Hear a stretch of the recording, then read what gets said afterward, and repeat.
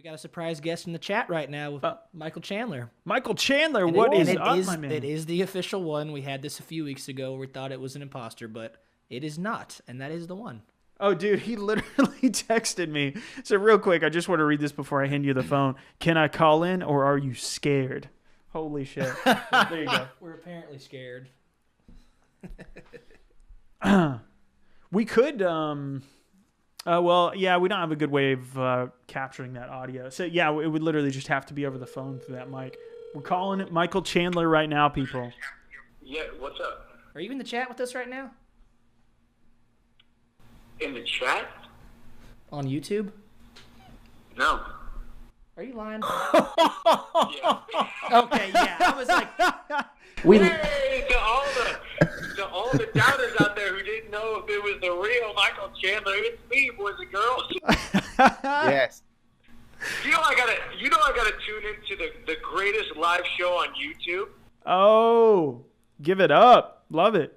Yeah, so you might have to communicate. You might have to be a conduit through us. What's on your mind, Michael Chandler? What you got?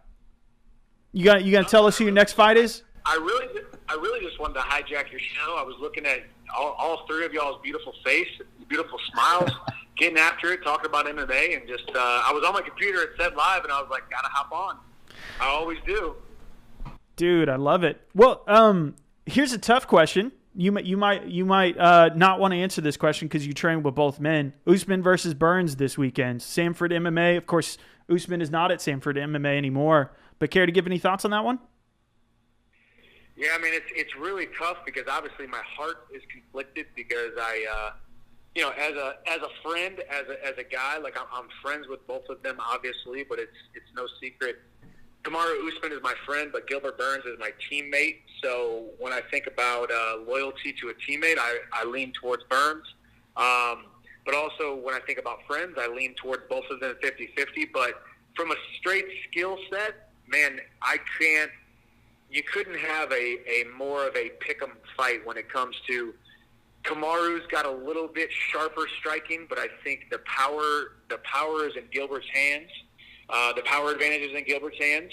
When it comes to the obvious wrestling advantage, but also the obvious grappling advantage, both of them have either of those.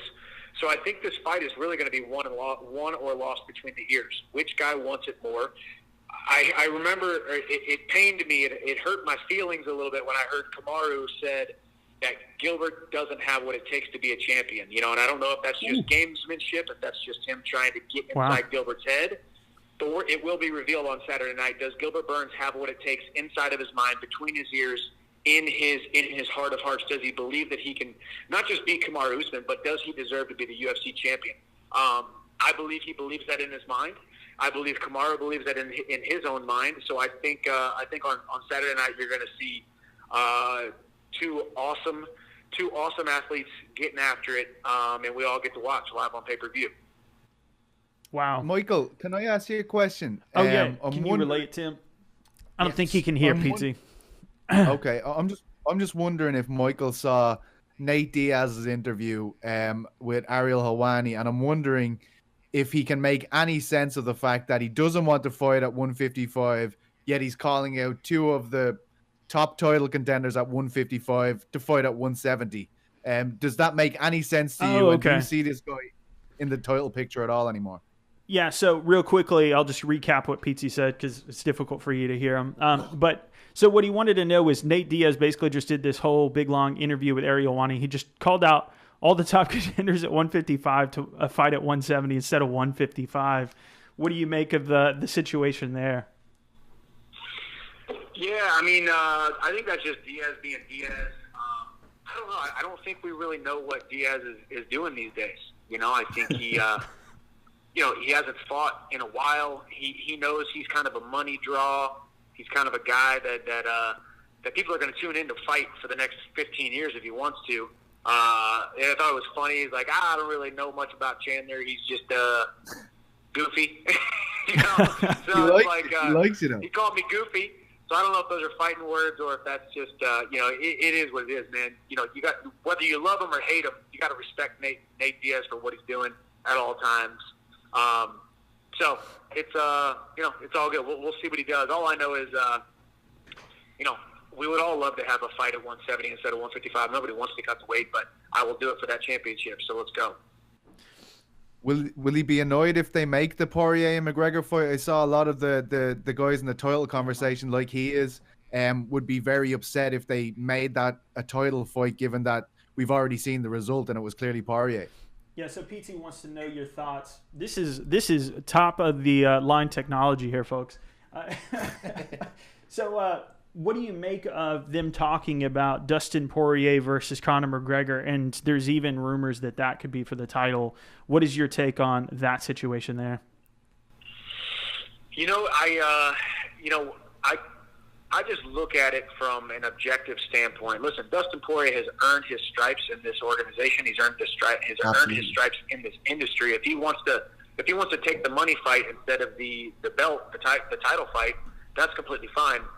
Although I think it's somewhat ill-advised, because I think the best way to maximize the amount of capital that you can create in this industry, make the most amount of money, is to be holding the belt and then fight Conor McGregor, then fight Khabib, then fight Diaz. So I don't really agree with the business side of things. I get, one in the hand is better than two in the bush. You might as well go make good money right now. The great money comes when you're holding the title, then you fight Conor McGregor, not fighting McGregor when there's a title not on the line, because I do believe there won't be a title on the line, and even if there is a title on the line, he won't be holding that title, therefore he won't be getting pay-per-view buys. That's a disgrace, man. Wow. Well, so I have to ask you this, because you're handling all these questions so well. You're such an actually genuinely good person. Quality. Such an actually genuinely nice person who can kill people with his bare hands. Who does Michael Chandler hate? That's the question I want to know. Who does Michael Chandler just ooh? You don't even have to say the words about it, but who is Michael Chandler just oh yeah, I'll wring that person's neck on the spot? Who do I hate? Yeah, who do you want to fight right now? Just you see him on the street, we're going at it. It's happening. I gotta tell you, man, I don't hate anybody, but I'll hit you with a little bit of philosophy, similar to Matthew McConaughey's Golden Globes or Academy Awards speech a couple of years ago when he talked about who's your hero. He always talks about, my hero is that guy 10 years from now. It's me in 10 years. That's my hero. And then once I get there, that guy's my hero. To me, the guy that I hate is the Michael Chandler from my past, the guy who played small, the guy who was afraid to win, the guy who sabotaged himself, the guy who didn't believe in God's best for his life. That's the guy that I hate, and I'm trying to run as far away from him as I possibly can. And I've realized that Michael Chandler, I'll never be able to beat down. I'll never be able to conquer him. I just get good at duct taping him to the basement of my mind so that he never rears his head. That's the only guy that I hate. That's the Michael Chandler who plays small. So I don't hate anybody here on earth. I got some guys that I've lost fights to. I have made amends in my mind to them. I sleep fine at night knowing that. So that's the only guy, the Michael Chandler who plays small. So this being the internet and this being YouTube, we're going to go with a clickbait headline that we're going to change this all to: Michael Chandler hates himself. Is that all right with you? As long as you transcribe exactly what I just said, I think it's going to resonate with people. Love it. Do better, and be better. Believe the best about yourself, because if you don't, you're going to regret it for the rest of your life. I just heard him speak about this, and I think it's brilliant, and I really made me believe it. We talked about this for a while, Jay, about a new king rising at lightweight, and that being the guy that brings Khabib back. And after his debut, man, I am singing off the same hymn sheet. I think that is the way it could happen, and looking like he did in his debut, I'd be a fool to back against him.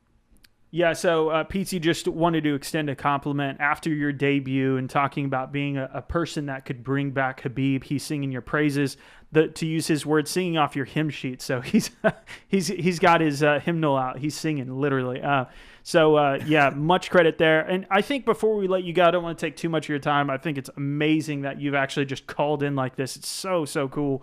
I do want to ask, though, I'd be remiss if I didn't ask you, if you had to guess, when do you think you will be back? Because everybody after that incredibly explosive debut, the one that PT just outlines, we want to see you back. When will we see you back? And if you had to guess, narrowing it down to the top two opponents, who would you say? When and who?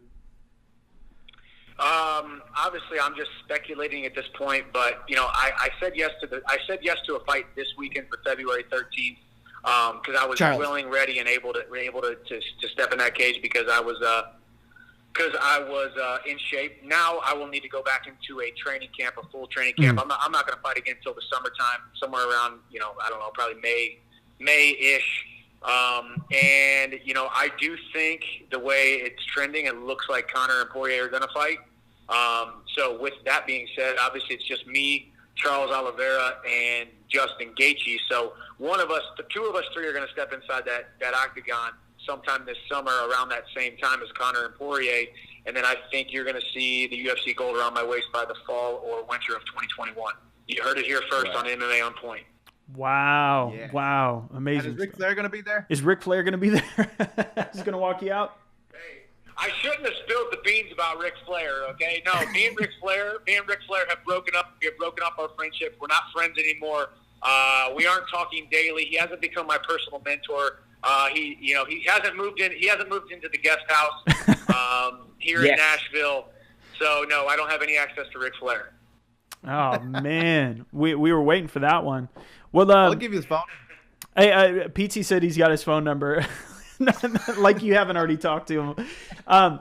But yeah, so I guess if there's anything else you want to say, the floor is yours. But otherwise, man, we can let you go. I got nothing, man. I appreciate you guys having me on. Like I said, this is the best YouTube channel and live show on the internet. So I appreciate what you guys do. I appreciate the analytical side of it, the fan side of it, and the entertainment side of it, and also just the heart and the spirit that you guys bring to the sport. So I appreciate you guys, and I will see you at the top.